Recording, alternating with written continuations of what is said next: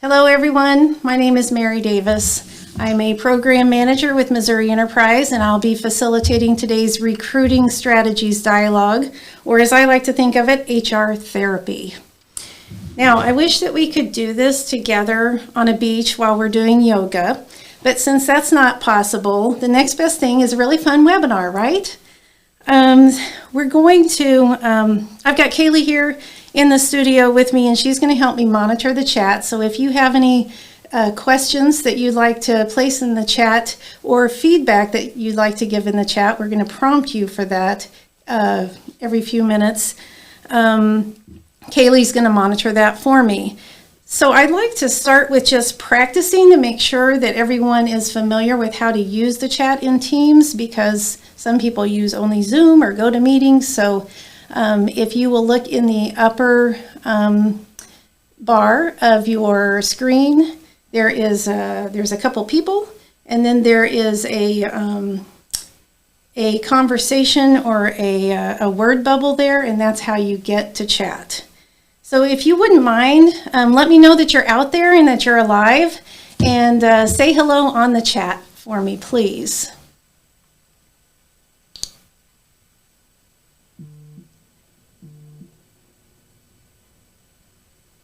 Okay, great. Another thing that we're going to do in today's session is use kind of a fun interactive tool that works best by using your cell phone. So if you have your cell phone handy, who doesn't have their cell phone handy all the time? Please get that close by, and we'll let you know when we're ready to use that. Before we dive into our topic, I first want to tell you a little background about why I became so passionate about recruiting and retention. And I've worked in the HR field either indirectly or directly for almost my entire career in one aspect or another. But recently, I worked before I moved back home to Missouri, I worked in Colorado in a parks and recreation district in a small mountain town that was a tourist area, and it had an extremely competitive labor market. And the reason that the labor market was so competitive was, number one, it was a seasonal economy and everyone was recruiting at the very same time. Number two, there was basically zero workforce or affordable housing in that community. There were lots of $1 million houses and lots of retired people, but not very many young people, and the young people that lived there didn't have a place to live. And our Parks and Rec district was a pretty diverse operation. I don't know if you're familiar with Parks and Recreation. We did the traditional kids sports and parks and trails maintenance, but we also managed 2 golf courses, 2 campgrounds, a marina on the lake that rented boats, and while I was there, we passed a bond measure and we built an 80,000 square foot state-of-the-art recreation center. And so that center had a full fitness center and a gymnasium and 2 swimming pools. So as you can probably imagine, with such diverse operations, we had a lot of different kinds of jobs requiring different skill levels. And as a result of that and the tight labor market, we had a pretty wide range of ages working for us, ranging all the way from a 15-year-old kid who was going to keep score for us at the ball fields, and this was his first job, and he had no clue how to be an employee, and his parents had to sign his employment paperwork, all the way up to an 80-plus-year-old retired executive who thought he knew everything already and really didn't want to learn anything else, especially not how to clock in and out on his cell phone. So along with those diverse skill sets and wide age ranges, they had different motivations for being at work. So that's how I became very interested in recruiting. And I also learned through that experience that retention was extremely valuable and important. Now, something that I know from working around HR for many years is that HR people wear a lot of hats. And, everything ranging from on the one end of the spectrum, your compliance and following the rules, all the way to the other end where you're a party planner and a team builder. And there's a lot of heavy stuff in between there. So we have been having this workforce shortage issue building up for several years before COVID came around, and you had your hands full already. And so with COVID, it was a whole new set of challenges, right? And I often thought that early on in the pandemic, when you saw news articles and social media posts about the frontline heroes and the essential workers, I really thought they were missing a group of heroes, and that's the HR people that were working behind the scenes, completely stressing out, trying to keep everybody safe and everybody employed if possible, and communicate with everybody. So I just want you to know that I empathize with you, and I have a great deal of respect for you, and I think that's probably why we need a little bit of therapy, right? Well, today's topic is recruiting, but we're actually going to talk about a lot more than that because, as you know from working in HR, you can't just pull out one little thing. It's all connected. Let's start out with our recruiting goals. We need people, right? And we need those people to have relevant experience, technical skills, willingness to learn and grow, a great work ethic, punctual, focusing on work, not their phones. And if we can't get all of those, we'd at least like, half of those, or even one of those characteristics.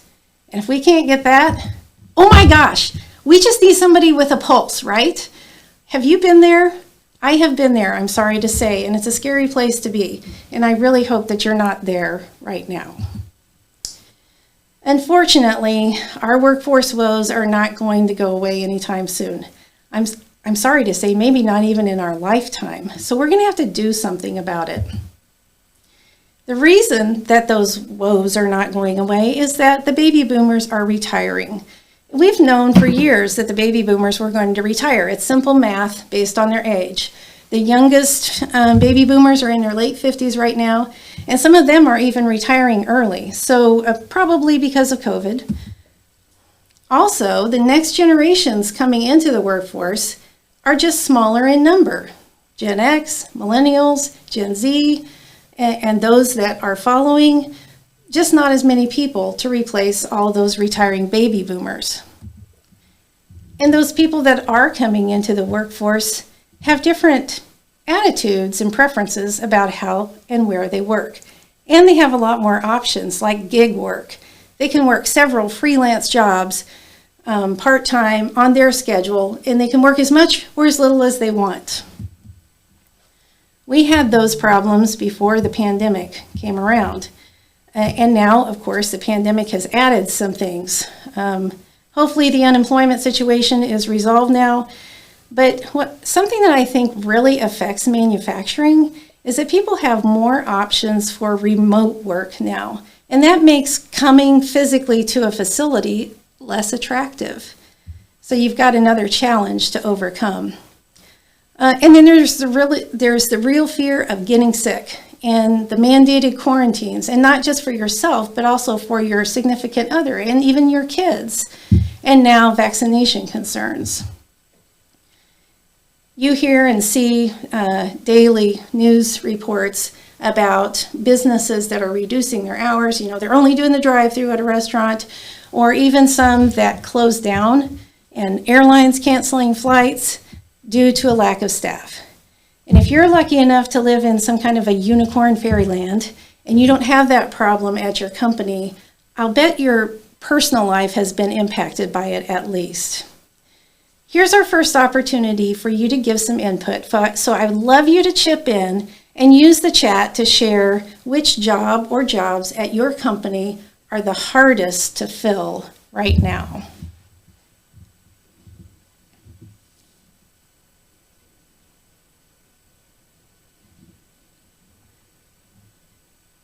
Great, I'm seeing some responses there. Thank you. We need salespeople, apparently.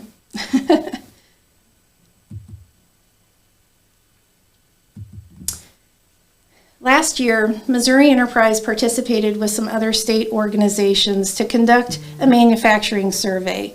And we asked manufacturers questions about the impacts of COVID and also about what their biggest challenges are and what the state of Missouri can do to help them solve those challenges or address them. And there was a series of questions asking, how prepared do you feel you are to handle these different business functions? And one of those business functions was HR and planning. And the majority of the respondents reported that they feel well prepared to handle HR and planning. Well, that's a good reflection on you because they seem to have confidence in their HR departments. Good news. In that same survey, though, we asked about biggest challenges. And almost to the company, one of the biggest, if not the biggest challenge was workforce. And we gave an opportunity to provide some open-ended kind of narrative feedback in the questions that we asked. And here are some actual quotes from that feedback. These are actual quotes, and they're also kind of representative quotes. So there were quite a few very similar to this. And the first one was the one that we saw most frequently, and that is, people do not want to work. There are several comments about the extra unemployment, and I thought this third one was pretty telling, and there were others similar to this. The new hires at beginning level don't have any desire to be part of or commit to any employer. So that really struck me. I found that very interesting. It's kind of like they were saying, on the one hand, well prepared in HR. On the other hand, workforce is the biggest challenge. It's kind of like they were saying, it's not us, it's them. It's those people that don't want to work. So when you run into a problem like that, that's external to you and something that you can't change. We're not going to change the number of people in the workforce. What do you do about that? Well, for the sake of argument, I'm going to say maybe it's a little bit us too. You know the definition of insanity, right? You keep doing the same thing over and over and expecting a different result. Well, our HR people, not the people on this session because you guys are extra sharp, but our HR people doing more and more of the same thing and expecting a different result?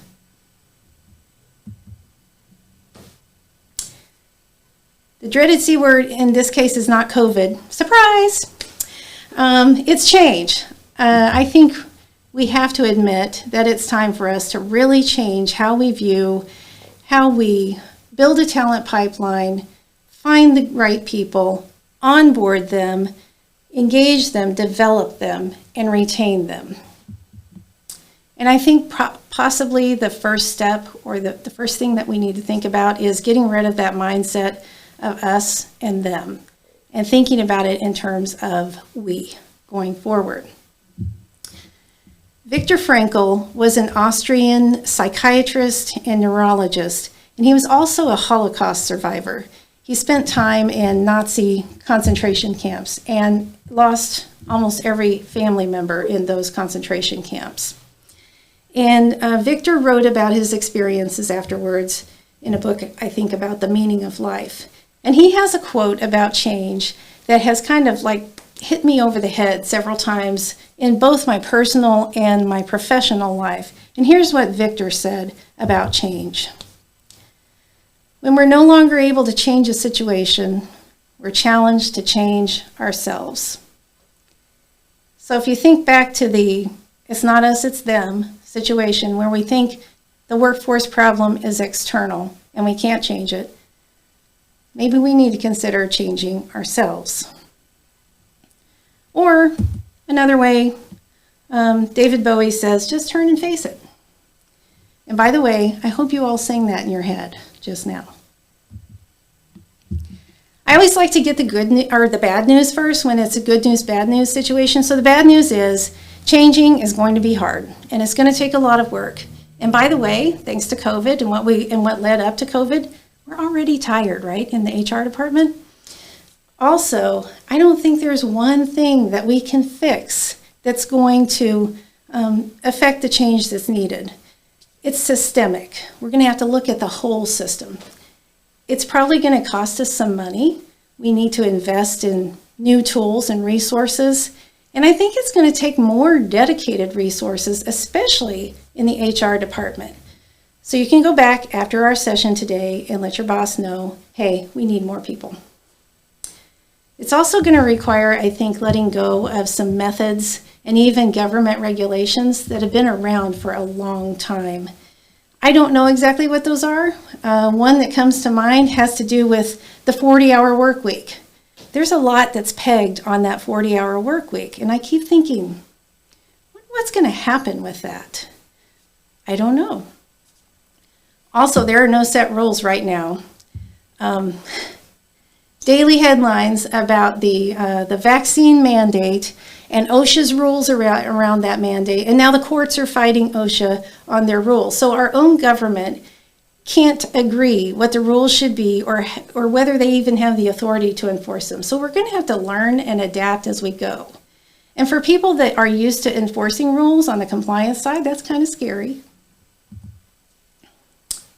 Well, when I hit a wall or hit rock bottom on a problem, I like to try to cheer myself up by saying, well, the good news is we can only go up from here, right? Thankfully, healthcare is better these days, and we're able to treat heart disease better and sooner.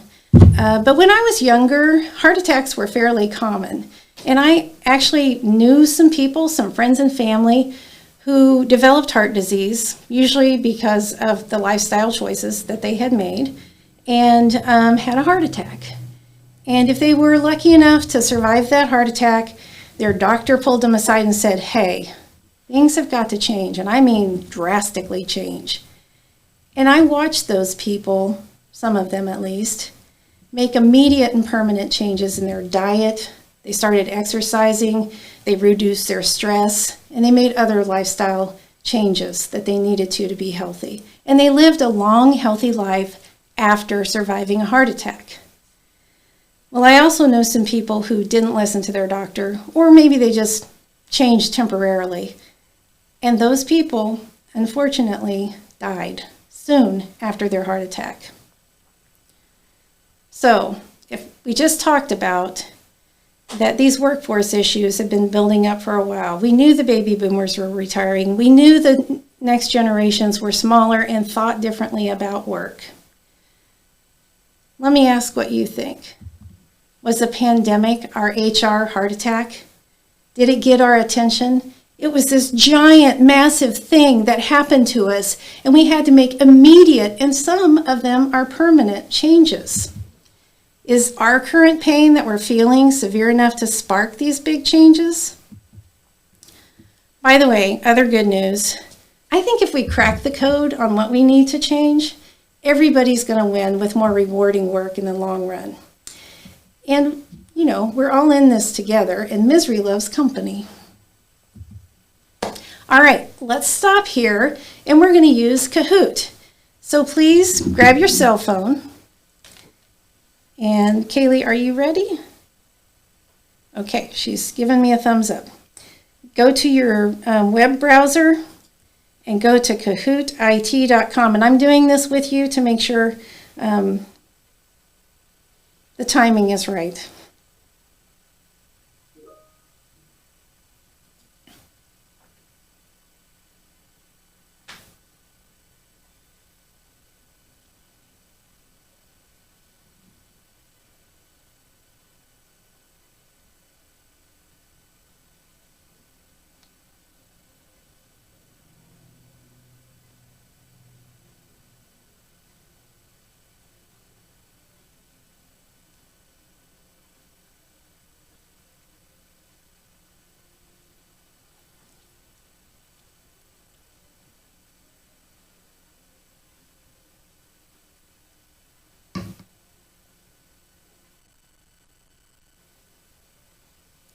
You're going to be prompted for a nickname.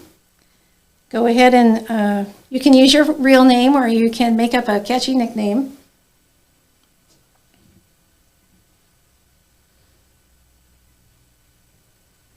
I had to leave to use the restroom real quick. What are we doing? Go to kahootit.com on your web browser on your cell phone.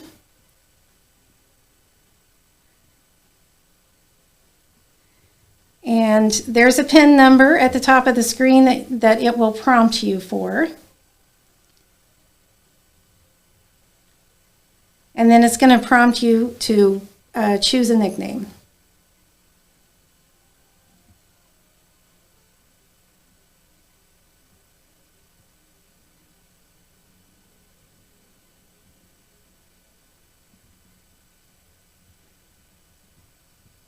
Okay, I'm going to give you a couple more minutes to see if people can get on there. Don't be shy here. It's new to all of us. You can click the link that I put in the chat and just join that way too.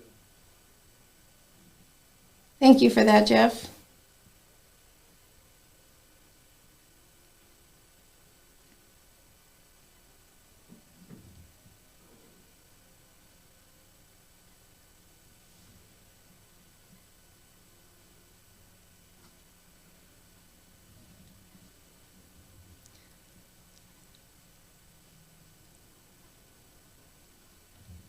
Let's try to get one more. Okay, cool. All right, Kaylee, whenever you're ready. Okay.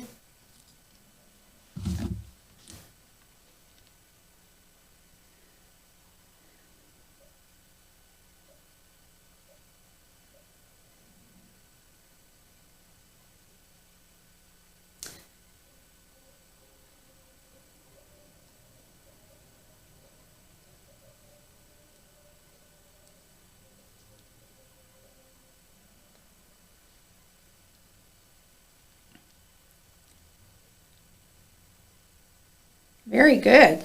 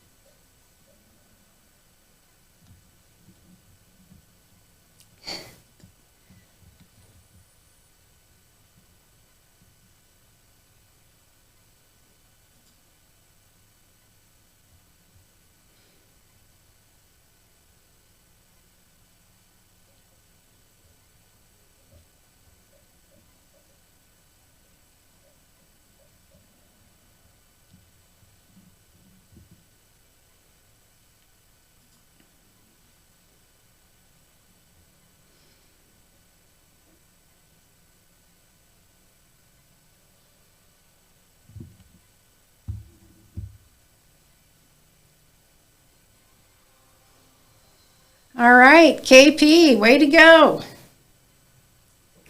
Got some runners up there.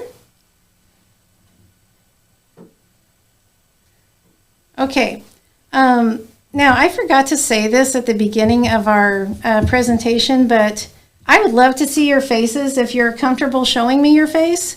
Turn your camera on. But if you had a bad hair day and you really just don't want to be recorded with a bad hair day, I understand that as well.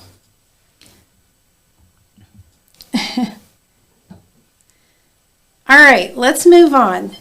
When I'm faced with a problem or a challenge that I really don't know how to solve, and I haven't run into this before, I always try to compare it to something else that I know. And when I've been thinking about what we're up against with recruiting, I thought about comparing it to how we go about sales and marketing of our product.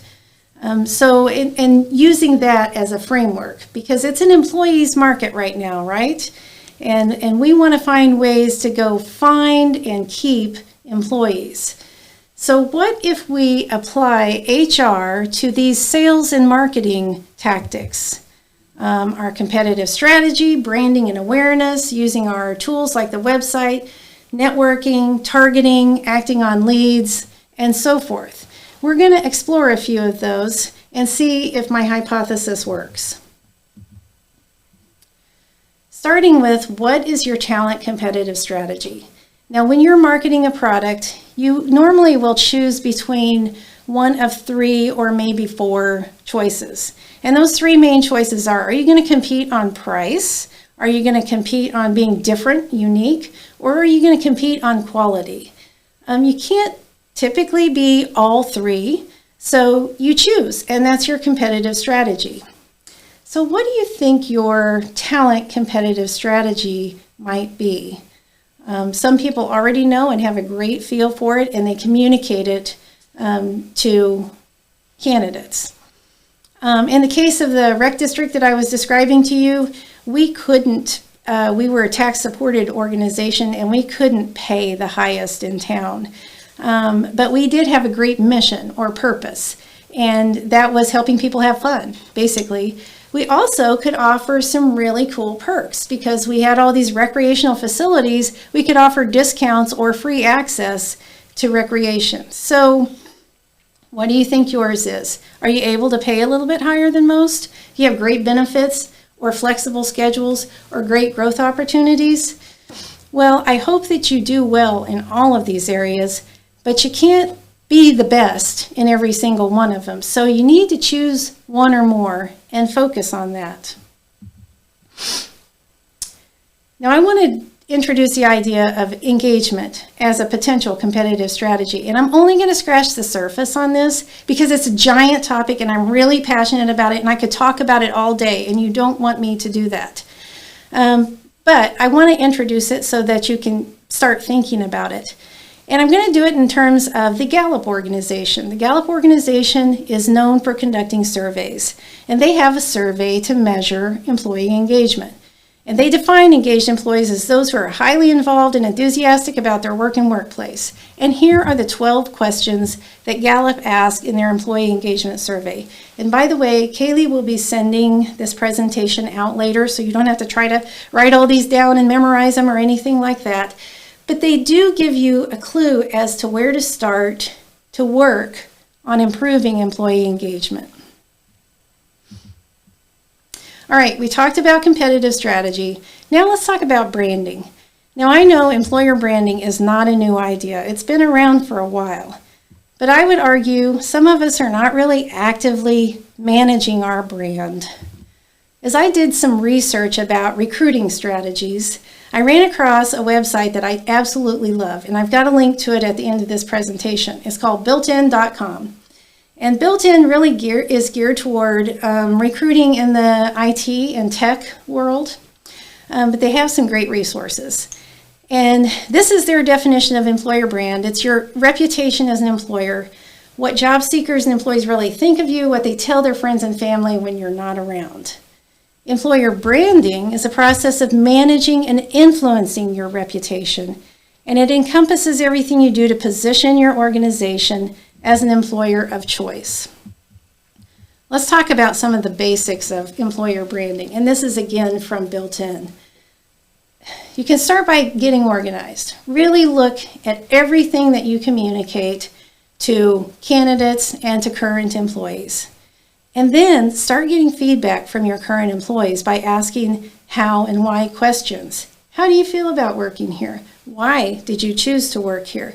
Which benefits are the most important to you? What do you tell your friends and family about working here? How do you describe it to them? And then after getting the feedback, and this is again based on your competitive strategy, articulate your employee value proposition. And here's a little definition of that. Much easier said than done, because it needs to be a pretty concise statement that describes basically why would you want to work with us? And it needs to be front and center on your careers page on your website. After you tackle those tasks, then you can start implementing your branding strategy with alignment of all of your internal documents, your tools like your career page and social media. And don't forget about on those job websites, the online reviews of you as an employer. Go read those, don't ignore them. In some cases, you have the opportunity to respond to them. And even if you don't, and even if they're negative, They're valuable feedback. I think any feedback is valuable, and I think especially negative feedback is valuable. So go take a look at those. And don't forget to incorporate your employer branding into the overall candidate experience. And we're going to talk a little bit more about that later. But most importantly, it doesn't do any good to say all these wonderful things if that's not true. So be sincere and realistic and walk your talk in your employer brand. Here are a few examples of employee value propositions. And I did a search for who has the best. So here's a few of those from different industries. And again, Kaylee's going to send this out, so you'll get a chance to read them later. All right, we talked about competitive strategy and branding. Now let's talk a little bit about building awareness, and specifically in your community. And I would venture a guess that many or even all of you are doing some or even all of these activities. You know, working with the schools and nonprofits in your community, providing some volunteer time off opportunities. But what I'd like to point out on this list to you is consider setting a budget for that every year and having a plan so that you can do it intentionally and consider it an investment in your talent pipeline. Okay, next chance to chip in now. I'd love to see what kinds of community awareness activities are working well for you. Put that in the chat for us.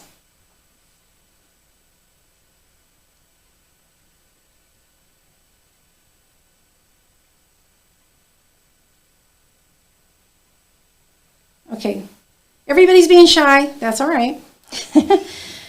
Please notice the footnote there at the bottom of this. I can't tell you how many times I've driven by a manufacturing facility and saw the sign with the name of the company and thought, wonder what they make there.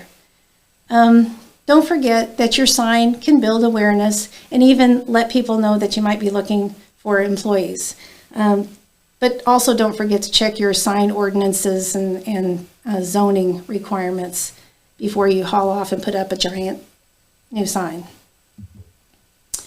These are basic tools that most of you are already using. I wanted to point out a couple of things here, best practices that I noticed in doing research, and that is adding an FAQ section for applicants on your careers page. That's always helpful to help them know what to expect after they apply. Also, I think chatbots are pretty cool. They reach out and grab people and get, maybe some interaction where they wouldn't have otherwise clicked on apply. So something to consider if you have access to something like that.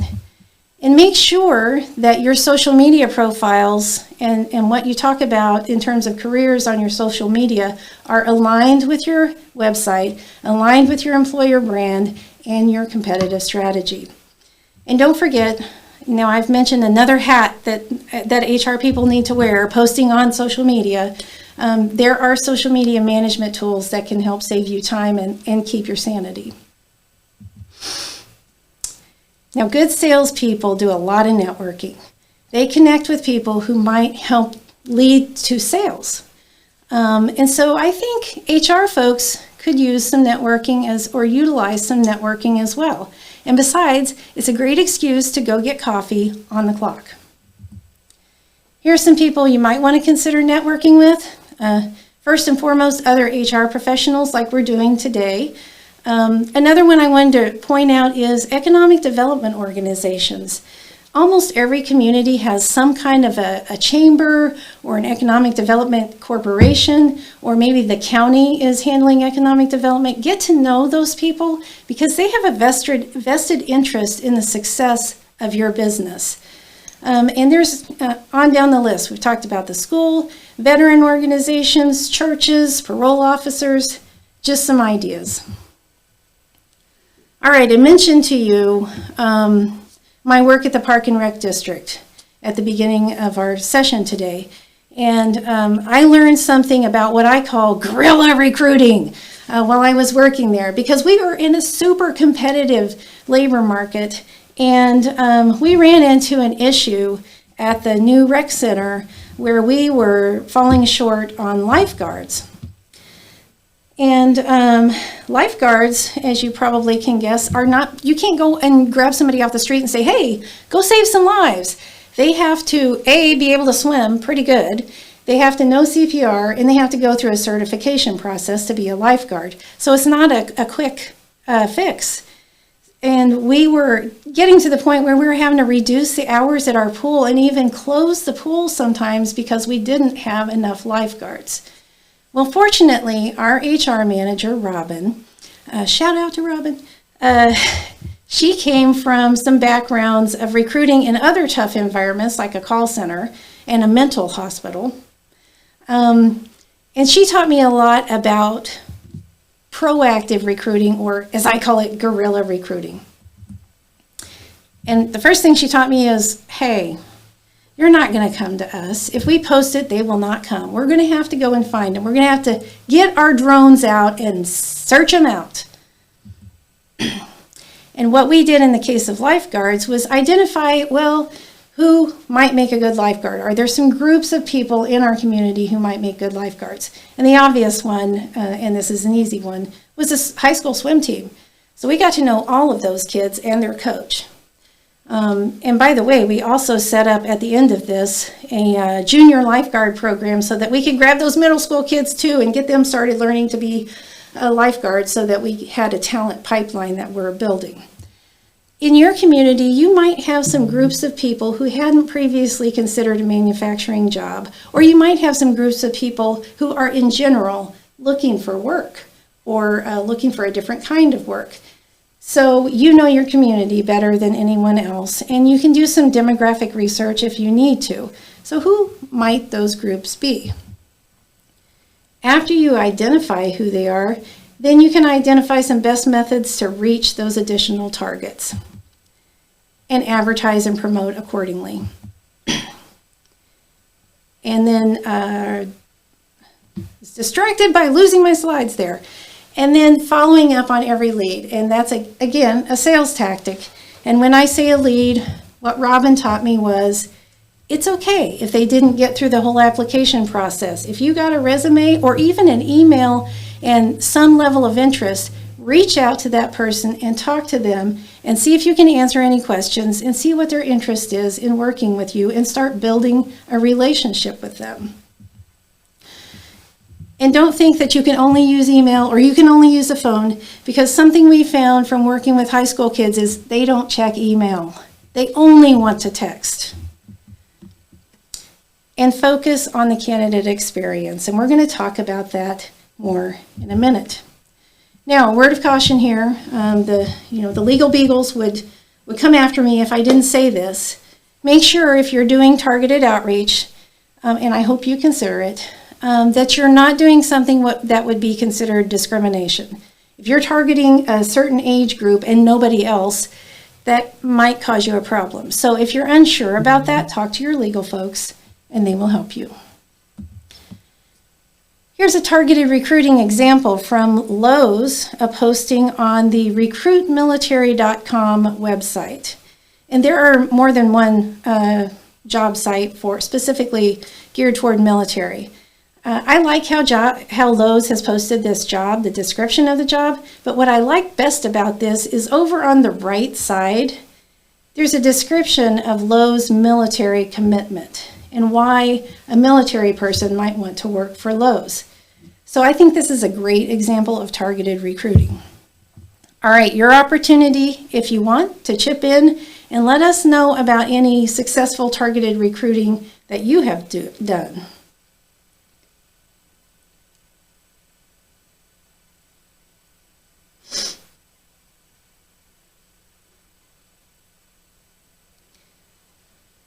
And it's okay if you add this later, if you're not thinking about that right now. Be glad to see your comments at any time in the presentation. All right, let's go back to that candidate experience discussion for just a minute. Here's what I think people outside of the HR department think we do when we are recruiting people. We post the job, we receive all those applications, and then we conduct interviews and we hire the best candidate. Easy peasy, right? Here's what, if we're paying close attention to candidate experience, here are some of the things that HR actually needs to consider. Where you post the job, how you describe the job, how easy is it to apply, the response to the application, a first conversation with them like a screening call, a follow-up to that first conversation in writing, for example, the interview itself, the follow-up to the interview, if you're going to make an offer, that conversation that happens, and then the documentation, and then their pre-start onboarding process, their first day at work, the comprehensive onboarding of their first week, month, quarter, year, and so on. And don't forget continuing communication with those that you didn't select. So, a lot of steps, easy peasy, or harder, but probably more worth it. Few ways to consider improving candidate experience. Well, spa treatments are always nice. But if you can't do that, then consider utilizing an applicant tracking system or a similar tool. And I know some of you are already doing that and doing it well. Be sure to proactively manage all of your job listings and alerts and auto responses on those job posting sites. I like to go test them, but even more useful is I will use what I call a secret shopper. And I'll have someone outside the organization, like my kid, for example, go and pretend that they're going to apply. Now, I don't get them to the point that they're going to be lying on an application, but just having an outside set of eyes go through that process can help you identify things that might be a little unclear or a turnoff in some way or confusing. Make it really easy to take the first step to indicate some kind of interest. And that can be from anywhere, from your website or your social media link or a QR code that you put on a business card or text with a link or even having a computer on site that they can apply when they walk in the front door.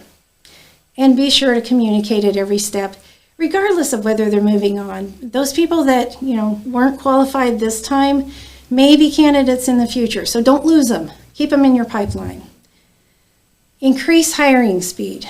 Now, I know if you're part of a larger organization, sometimes you have some hurdles that you need to get through with background checks and things like that that might slow things down a little bit. But examine that process and see where you can drive out any delays, because the longer you wait, the more your risk is of losing that person to your competitor. Already mentioned the FAQ on the website, staying in touch with anyone who may have future potential. Even if you made them an offer and they turned it down, keep them in your pipeline. You can actually work some feedback points into your recruiting process. So ask for that feedback in the recruiting process, but also your current employee surveys, and even, unfortunately, the people that are leaving your organization can tell you about their experience when they were onboarding and getting their initial training and orientation. Here's someone that reportedly does well with candidate experience, CVS Health. And you'll notice on the left side, they've got some buttons with the application process, a virtual job tryout process, which I think go to that website and click on that because that's really interesting. They've got frequently asked questions and so on. But what I wanted to point out is over here in the right lower corner, when you log on to the site, you're going to get this pop-up of a virtual job assistant, Olivia, and that's a way for them to get you to start engaging, even if you're not ready to fill out an application. Now, my philosophy about this kind of thing is CVS Health, a giant company like CVS Health, probably spent hundreds of thousands of dollars, if not even millions of dollars, to make this great. And I say, good for you. Let me leverage your investment and let me learn from the best. So it's okay to borrow some of these ideas. All right, let's try another Kahoot now. Kaylee, you ready?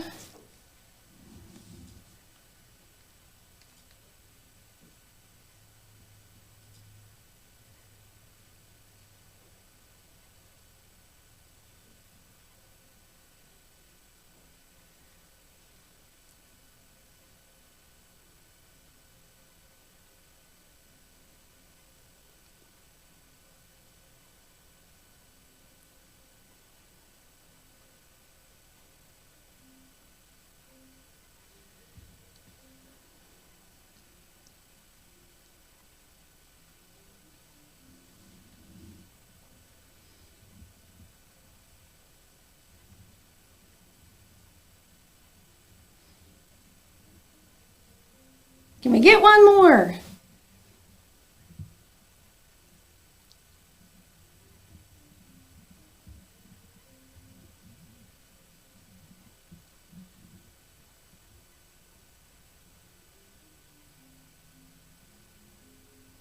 Whenever you're ready, Kaylee.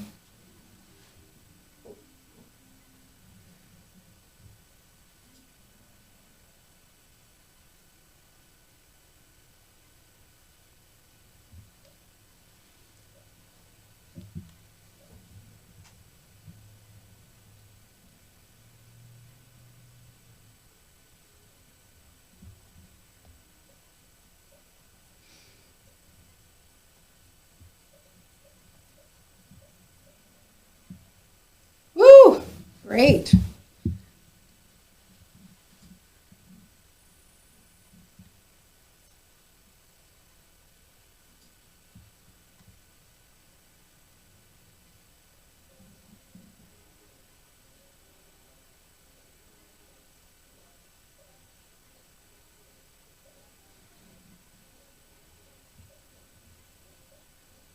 This is a trick one. Oh, everybody did pretty well there.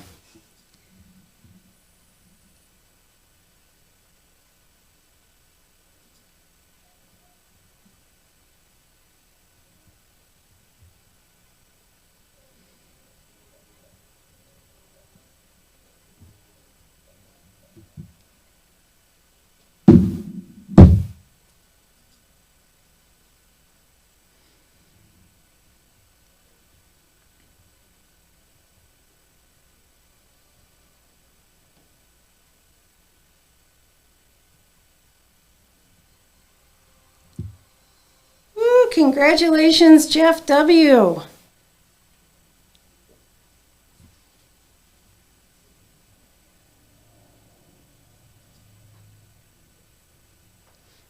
Okay, thank you so much for letting me be silly during our session.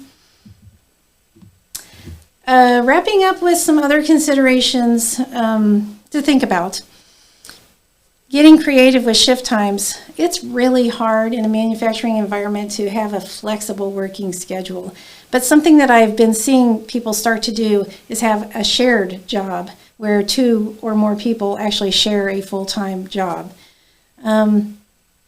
Really take a hard look at the activities that don't directly add value. You can start out with value stream mapping as an example, and Missouri Enterprise has a lot of resources to help with that. Automation of less desirable or repetitive processes. Now, I look at a lot of job postings, and when I see those that describe a lot of repetitive processes and extreme temperatures and loud noises and things like that, I wonder, is that something that possibly could be automated? Something to think about. And now the cobots and robots are so much easier to operate and even more affordable than you might think. So if you're thinking about something like that, we can put you in touch with resources that will help you with automation. And lastly, I've mentioned engagement being one of the main ingredients of the secret sauce.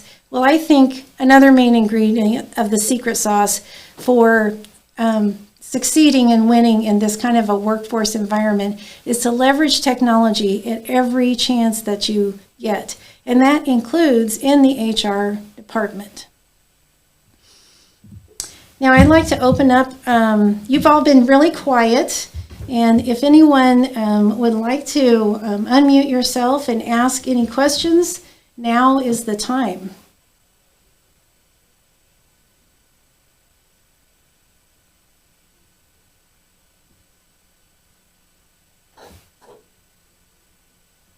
Or you can put them in chat if you would prefer.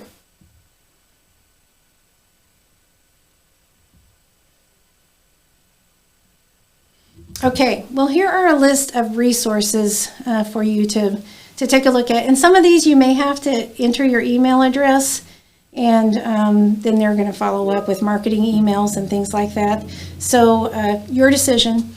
But the last one is the most important because that's me. And I would love to hear from any of you about questions about what we talked about today or other workforce recruiting and retention challenges that you may be having, or just anything else that you want to talk about. Hey, HR therapy, right?